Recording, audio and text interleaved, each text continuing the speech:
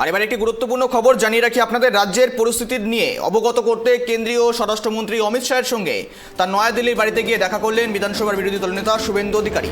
একের পর এক গণপিটুনির ঘটনা ঘটছে বাংলায়, আর এতে মৃত্যুও ঘটেছে বলে কয়েকটি ক্ষেত্রে এমনটাই কিন্তু অভিযোগ উঠেছে। বৃহস্পতিবার ৪৫ মিনিটের এই শাহী সাক্ষাতে এই ঘটনাগুলো স্বরাষ্ট্রমন্ত্রীকে জানিয়েছেন শুভেন্দু, এমনটাই সূত্র মারফত খবর। আর তাছাড়াও তার সঙ্গে বৈঠক করেন রাজ্যের অন্যান্য বিষয়েও আলোচনাতে হয়েছে বলে এমনটা কিন্তু সূত্র মারফত খবর। বিজেপির অন্যতম এই শীর্ষ নেতার সঙ্গে আলোচনা নিয়ে ইতিমধ্যেই কিন্তু একটা বলা যেতে পারে ইতিমধ্যেই যে সূত্র মারফত খবর উঠে এসেছে, এই আলোচনাতে কি উঠে এসেছে না উঠেছে সমস্ত বিস্তারিত জানবো। তার আগে আবার জানিয়ে রাখি, কেন্দ্রীয় মন্ত্রীকে পেন ড্রাইভে চোপড়া কোচবিহারের ভিডিও ফুটেজ দিয়েছেন তিনি, এমনটাও সূত্র মারফত খবর। অর্থাৎ যে খবর আমরা দেখেছিলাম চোপড়া কাণ্ড থেকে শুরু করে কোচবিহারের ভিডিও ফুটেজও সেদিনকার দিয়েছেন সেখানকার দিয়েছেন শুভেন্দু অধিকারী অমিত শাহের সেখানে।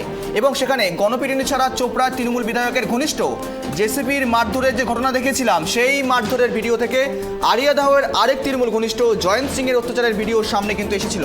সেই বিষয়গুলো বিজেপি বিধায়ক শুভেন্দু অধিকারী তুলে ধরেন শাহী সাক্ষাতে। তিনি তার এক্স হ্যান্ডেলে অমিত শাহের সঙ্গে বৈঠকের একটি ছবি পোস্ট করেছেন সোশ্যাল মিডিয়ায়। আর এই সমস্ত বিষয় নিয়ে আরও আমরা বিস্তারিত জানবো, আরও আপডেট নেব। আমাদের প্রতিনিধি ফোন কলে জুড়ে রয়েছে ত্রয়ন চক্রবর্তী। ত্রয়ন, দিল্লিতে শাহ শুভেন্দু বৈঠক একেবারে বলা যেতে পারে মূলত কোন কোন বিষয় নিয়ে আলোচনা হলো এবং এই মুহূর্তে তোমার কাছে কি খবর রয়েছে? বিষয় নিয়ে কিন্তু এই বৈঠকে আলোচনা হয়েছে বলে খবর, এবং শুভেন্দু অধিকারী যেমনটা জানিয়েছেন যে প্রায় ৪৫ মিনিট কিন্তু কেন্দ্রীয় স্বরাষ্ট্রমন্ত্রী অমিত শাহের সঙ্গে তার দিল্লির বাসভবনে তার কথা হয়েছে এবং বর্তমানে পশ্চিমবঙ্গের আইন শৃঙ্খলার একাধিক বিষয় নিয়ে কিন্তু আলোচনা হয়েছে। কোন কোন বিষয় নিয়ে মূলত আলোচনা হয়েছে, এক্ষেত্রে যেটা খবর পাওয়া যাচ্ছে যে রাজ্যে যে গণপিটুনির ঘটনা ঘটেছে সেই বিষয়ে এই মুহূর্তে পরিস্থিতি কি সে বিষয়ে অমিত শাহকে রিপোর্ট দিয়েছেন শুভেন্দু অধিকারী। পাশাপাশি আরিয়াদহের যে ঘটনা সেই ঘটনার কথা জানানো হয়েছে, জেসিপির যে বিষয় সেই বিষয়ে জানানো হয়েছে এবং ভোট পরবর্তী ক্ষেত্রে বিজেপি কর্মী সমর্থকদের এই মুহূর্তে কি পরিস্থিতি, কতজন তারা এখনো পর্যন্ত ঘর ছাড়া রয়েছে, কতজন শাসক দলের হাতে আক্রান্ত হয়েছে, এমন বিভিন্ন তথ্য কিন্তু তিনি অমিত শাহের হাতে তুলে দিয়েছেন। পাশাপাশি কোচবিহারের যে ঘটনা, সেই চোপড়ার ঘটনার যে ভিডিও, সেই ভিডিও কিন্তু তিনি অমিত শাহকে দেখিয়েছেন, এমনটাই খবর। সামগ্রিকভাবে বলা যেতে পারে রাজ্যের বিরোধী দলনেতা এবং কেন্দ্রীয় স্বরাষ্ট্রমন্ত্রী অমিত শাহের এই ৪৫ মিনিটের সাক্ষাতের মধ্য দিয়ে এ রাজ্যের বর্তমান কি পরিস্থিতি সে বিষয়ে, রাজ্য সরকারের ভূমিকা, এই সমস্ত বিষয়ে কেন্দ্রীয় স্বরাষ্ট্রমন্ত্রীর কাছে অভিযোগ জানিয়েছেন রাজ্যের বিরোধী দলনেতা। এবং এই বিষয়ে কি পরিস্থিতি বা কি পরবর্তী সিদ্ধান্ত নেয় কেন্দ্রীয় স্বরাষ্ট্রমন্ত্রী বা অমিত শাহ, সেটা কিন্তু অবশ্যই দেখার। তবে এই স্যান্ডেলে কিন্তু এই সামগ্রিক পরিস্থিতি বা সামগ্রিক রাজ্যের প্রেক্ষাপট সমস্তটাই তুলে ধরেছেন কেন্দ্রীয় স্বরাষ্ট্রমন্ত্রী অমিত শাহের কাছে শুভেন্দু অধিকারী, এমনটাই কিন্তু শুভেন্দু অধিকারী তার এই স্যান্ডেলে জানিয়েছে। ত্রয়ন, সেক্ষেত্রে দাঁড়িয়ে গণপিটুনি সহ একাধিক বিষয় অর্থাৎ বর্তমান পরিস্থিতি নিয়ে যদি জানিয়ে থাকে, সেক্ষেত্রে দাঁড়িয়ে রাজনৈতিক বিভিন্ন দিক থেকে কোনো আলোচনা হয়েছে?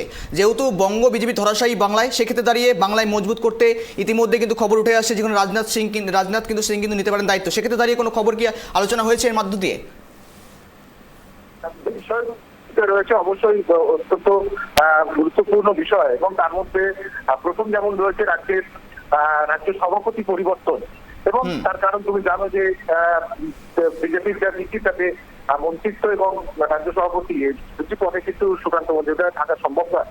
ফলে সেখানে দাঁড়িয়ে বিরোধী দলনেতার কি অভিমত সে বিষয়ে কিন্তু অমিত শাহ জানতে চেয়ে থাকতে পারেন বলে রাজনৈতিক মহলের একাংশ মনে করছে।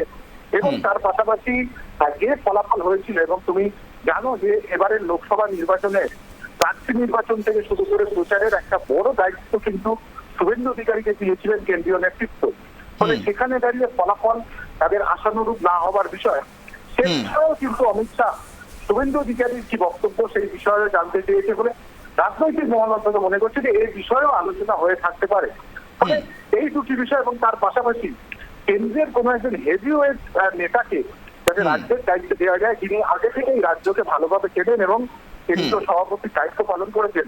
ফলে সেখানে দাঁড়িয়ে রাজনাথ সিং এর নাম যে চর্চার মধ্যে রয়েছে সে বিষয়ে কি শুভেন্দু অধিকারীর মতামত, সে বিষয়েও রাজনৈতিক মহল মনে করছে যে এ বিষয়েও আলোচনা হয়ে থাকতে পারে। এবং তার পাশাপাশি সামগ্রিকভাবে রাজ্যের পরিস্থিতি সে বিষয়ে বিরোধী দলনেতার কি অভিমত এবং সেই সমস্ত বক্তব্য স্বরাষ্ট্রমন্ত্রী জেনেছেন বা তার কাছ থেকে রিপোর্ট সংগ্রহ করেছেন, এমনটাই কিন্তু সূত্রের খবর।